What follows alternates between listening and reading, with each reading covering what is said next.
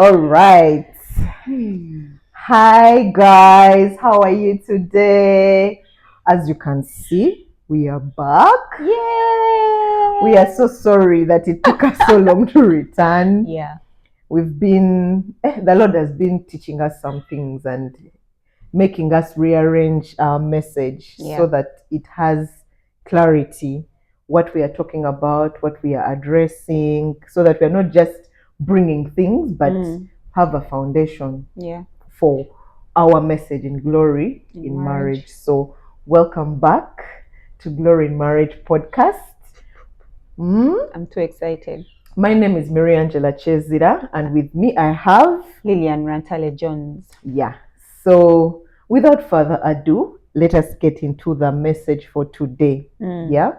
So last time when we were here, months back, we talked about polygamy, and we said what God says about polygamy, and by the end of the video we realized that polygamy is not wrong. It's not a sin before God, because we showed you all the scriptures, and we were not lying. The Bible doesn't lie. Yeah.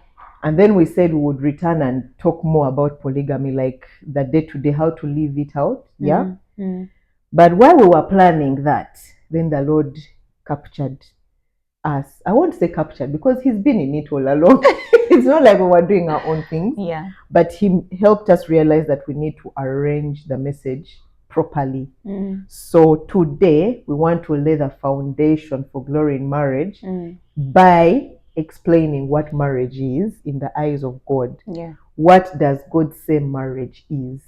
Not what we say, what we have come to believe, what the movies and the series say, or what the government says, but what God says. Yeah. Because we have seen that when we leave the interpretation of marriage in the hands of man, it changes. Yeah. You've seen now gays are allowed to be married. Many people who are they like, you can't change anything in the law of man, and yet the law of God can't be changed. So we want to address what God says, what the Bible addresses as marriage. That's what we are here to do today. And by the grace of God, we hope that by the time we finish, it will be making sense. A point is made. Yes. Yeah. All right. Me, I'm just excited to start. I think let's start with scriptures. What do you think? Let's start with scriptures. Then from there, we can give better explanations. Yeah.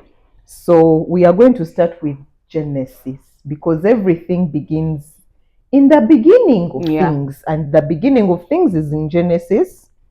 And God is the one who told us what marriage is. Yeah. He is the owner of marriage. He made marriage and He showed us what it looks like, what it should be. So I'll start from Genesis chapter 2, verse 23 to 25. Maybe you can read that for us. Chapter 2, 23 to 25. So the reason as to why we go through the Bible is because we do not want to bring our own understanding, the worldly understanding of marriage. We want to come from the Bible, because there it can't be argued. You can't argue with the Bible. Yeah. So we've decided that we should really read from the Bible than saying what we think is right, because we can also follow what the world is saying. Yeah. So Genesis 2:23 says, "The man said, 'This is now bone of my bones and flesh of my flesh. She shall be called woman, because she was taken out of man. For this reason, a man shall leave his father and his mother and be joined to his wife, and they shall become one flesh.' And the man and his wife were both naked and were not ashamed." Yeah. So they were joined together. We think joined together. Okay, me, I would think, what I used to think is that joined together is that people come and they say, you want, like, we hold hands and then we are joined together. Yeah. But that word joined is not just coming together. It's a physical coming together. Yeah. Where that happens between mummies and daddies. That's what they mean by joined together. And so that alone lays the foundation that when two become one in that thing that mummies and daddies do, they are joined together. I think let me first read the last verse. It says, "And man and his wife were both naked and we're not ashamed. Yes. So why am I pointing this out exactly? You have to lay out all your cards. You get man and woman. You both have to be naked for each other to be joined together. I mean, you can't cover yourself and your husband is not covered and think that now you're married. No, you have to lay out all your cards. He has to lay out all his cards. And then after, there is that intercourse that happens. Because, I mean, intercourse can't happen when you're dressed. Well, some people do, but that's not how it should be. That means that you've not laid out all your cards. You have to be naked. You have to empty yourself. It can actually only happen when you're naked. Yes. So that is what they meant. Like, it was not that they went and put rings on themselves and then they were joined together. Because all that we've grown up knowing that marriage is when you go in front of the priest and you're put together. That's not the joining that they are talking about. But as we go, we are going to prove it. Yes. Now, Jesus in Matthew and Mark, he addresses the same thing when he's in that passage. When you read the whole passage, he's talking about divorce. But while he's talking about divorce, he explains what marriage is. So Matthew 19:4-6 answers, and he answered and said, have you not read that he who created them from the beginning made them male and female? And said, for this reason, a man shall leave his father and mother and be joined to his wife. Yes. And the two shall become one flesh. Yes. Now, most of the time, people think that one flesh, you get half and half and then put them together. But it is one man and a female, and they are joined together. That is them, of course, still intercoursing. You get, it is not joining the hands. This does not help, because this doesn't mean I'm married to her. Yes. Here we are just maybe agreeing on something. But what they mean is, that's why gayism and lesbianism is not marriage. God does not allow man and man, or you get woman and woman. It is always man and woman. Yeah. So therefore, if you are saying that you joined in one flesh, you become one. I mean, two become one. Yeah. Not half and half, become one. Yeah. So they are no longer two, but one flesh. Yes. You get? Because some people will start using their math, half, one. No, it's two becoming one. Yeah. I think another way I can explain it is, it's like a string. Yeah. You bring a string and you get a string, and then they just coil together and form one long string. That's what he's talking about. It's not that these two people are half. They just come together and create one elongated thing. Yeah. And when they're saying they become one, they're talking about soul-wise. Yeah. You join soul-wise. You create a bond like this that cannot be broken. And actually, he says that in Mark 10, from verse 6-8, he actually does the same. He's continuing the same conversation, but he says in verse 9 that therefore God has joined together, let no man put asunder. That joining together where they become one, no one can separate it. When you go to court and you divorce someone, you've not separated it, you've just stopped living together. But the joined thing has not been broken. It's still there. It cannot be broken. And that's why prior to that, God is talking about, don't let a man put away his wife, don't let a woman put away her husband. Because the moment she does that, she's committing adultery. Whether she chose it, whether the man chose it, because of the fact that that joining cannot be broken. It's a soul-wise joining that only God does. And it's not done in church by people putting you together. That's you beginning the journey. That doesn't mean you have done it. I think I want to give a logical example. I don't know, I've just got this all of a sudden. So when a man and a woman come together, a woman becomes pregnant. Yes. And they make a soul. Yes. So when they make a soul, it's the child that they give birth to. Yes. So that means that themselves, they've come together and they've made a third person. Yes. Because remember, when God created Adam and Eve, he said, go, multiply, then, fill the world. Yes, fill the world. So you're wondering, how are we going to multiply and fill the world? By coming together. Yes. So when you come together, you soul tie. Yes. In those soul ties, you're procreating. Yeah. So that means that that in fact gives you a thorough explanation of how man and woman are joined together. Yes. And they are joined together by God, because no man is going to help you make a child. You get, like, let me say you find your priest or whoever is ordained, of course, or the law, or the judge or someone, and then they put you together. Okay, they'll put you together, but there is no procreation. Yes. But here, when God joins you together, you procreate. You're supposed to procreate. Yeah. That's kind of. Now let me bring something that will just open this up more clearly. And that's 1 Corinthians 7:28. But, and if thou marry, thou hast not sinned. If a virgin marry, she has not sinned. Nevertheless, such shall have trouble in the flesh, but I spare you. Don't over pay attention to the last bit. I'm talking about if you marry, you've not sinned. So you know this very well. When you marry, you've not sinned. So why is Paul telling us if you marry, you've not sinned? If it is not a sin, why are you talking about obvious that it's not. When I walk down the aisle and they join me together, I know I've not sinned. So why are you emphasizing it to me that I have not sinned? Especially when he talks about the virgin. That is like, why has she not? She's. I mean, right? Let's first address this in marriage, in continuation to that verse. So lately, not lately. Why am I using that word lately? I don't know where you've been lately. So this thing is going on in the world. A man meets woman. They start living together, of course. Let me say boyfriend, girlfriend. Okay, they're dating. After dating, they go and start living together. After living together, they're having many kids. Let me say 5. But then, funny enough, you're still calling yourselves boyfriend and girlfriend. Your family, of course, they know that you're living with a person. They've even met him. But most of the time, they say it's not official. You get?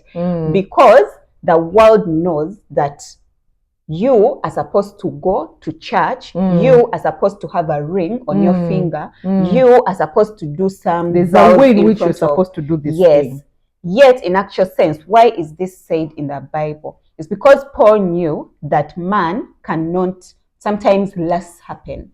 So you're going to go and sleep with someone. You get? So he says virgins mostly, because he knows if you break your virginity, you're going to feel that sense of guilt. You're going to be like, oh my God, I've shamed my body. Now I'm dirty and all those kinds of things. Yet, if you've been a virgin and you're a Christian, and the person you've slept with is a Christian. Now I'm talking to women. That means that you have become one. You get? You've shared a soul somehow. You've joined yourself to someone. Regardless of whether this someone is married, that's why I'm saying I'm speaking to women now.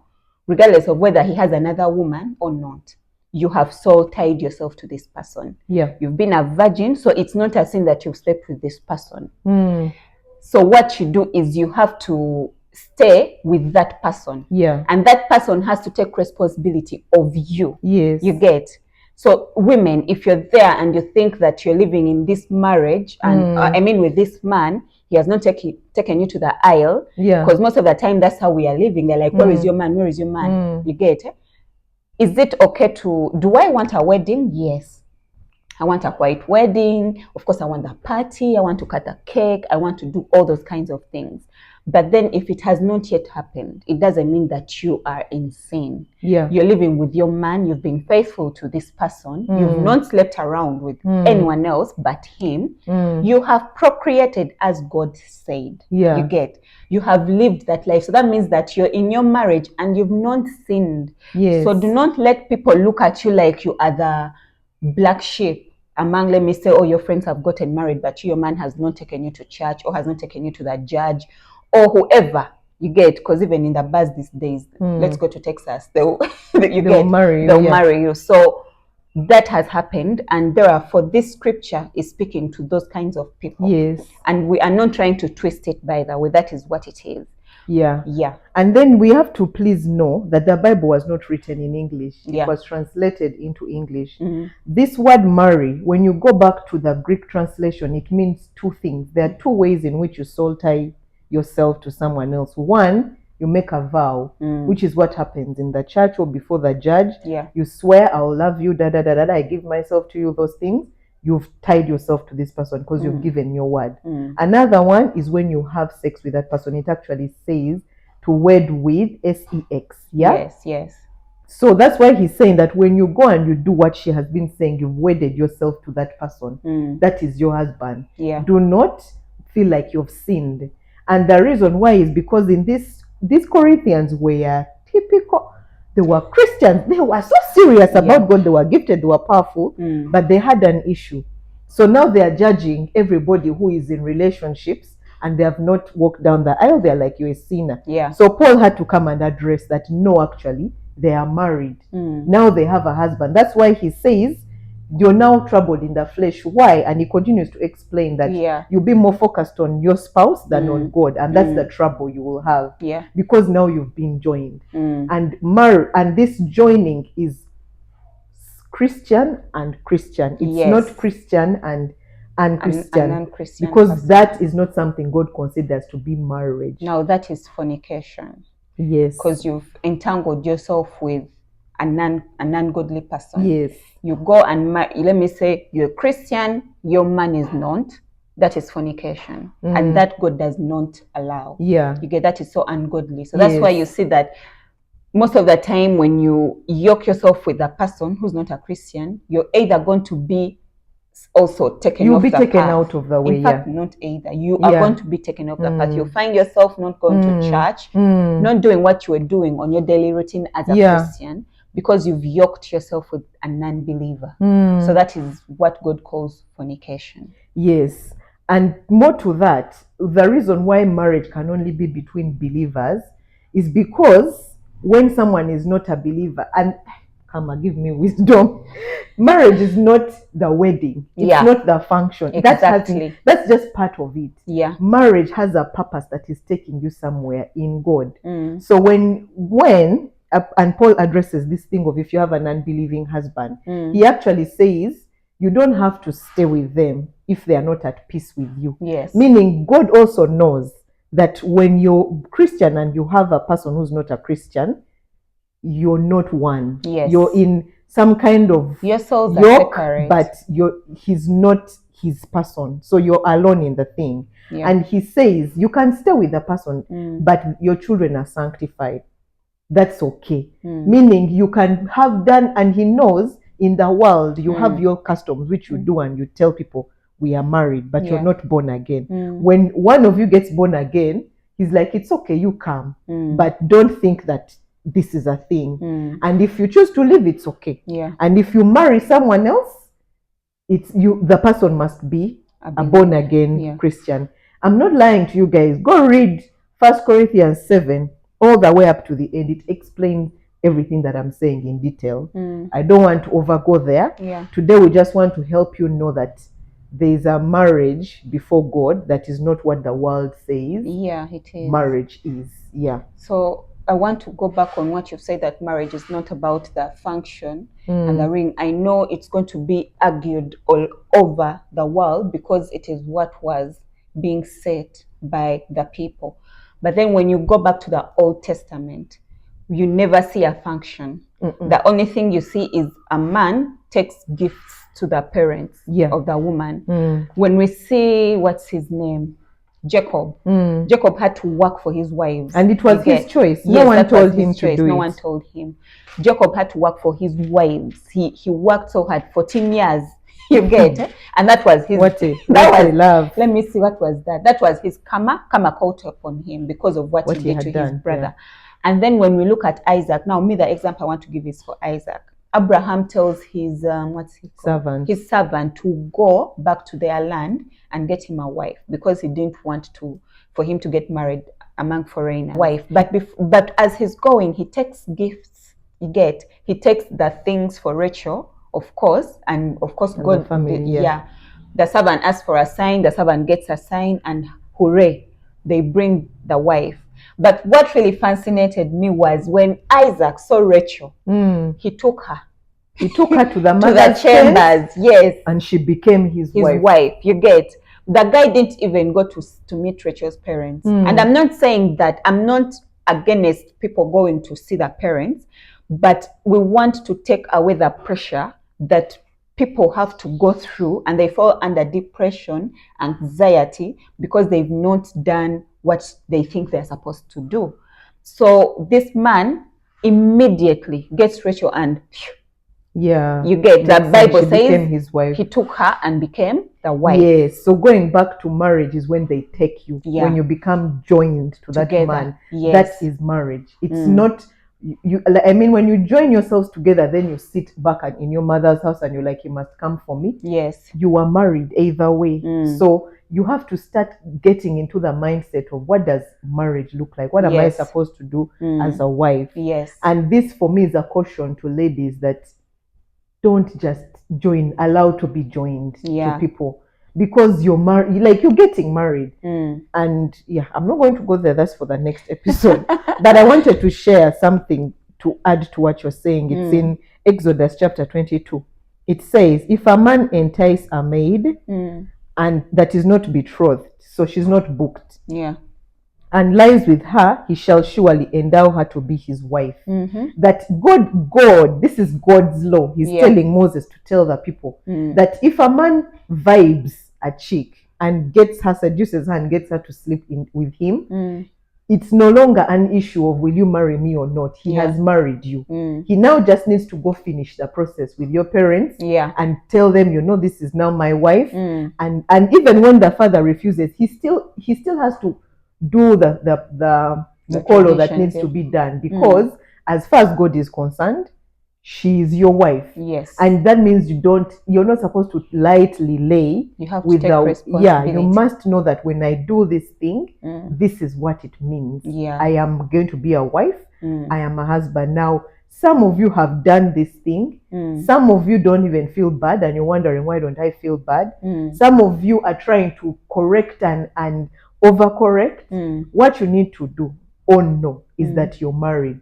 Now that goes back to the question of what is marriage? Is it the wedding and then you start, or is it the joining? Because if it's the joining, that when you're joined, you are married, now you must begin going into marriage conversation. So there is, I'm sorry to cut you. No, go ahead. But there is this saying, no sex before marriage.